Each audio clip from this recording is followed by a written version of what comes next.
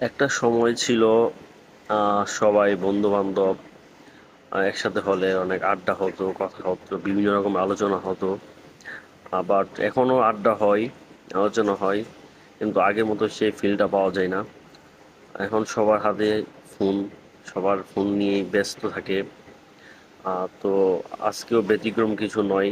আমি আপনাদেরকে একটু দেখাবো যে আমরা ফ্রেন্ড সার্কেল একসাথে হওয়ার পরে অনেকদিন পর একসাথে হয়েছি। তো সবার হাতেই ফোন, সবাই ব্যস্ত ফোন নিয়ে।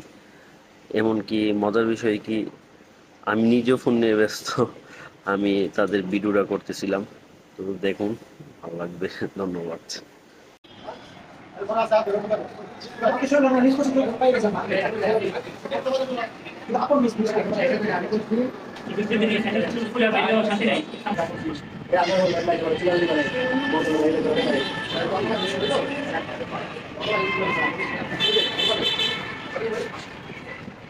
কালকে খাবো না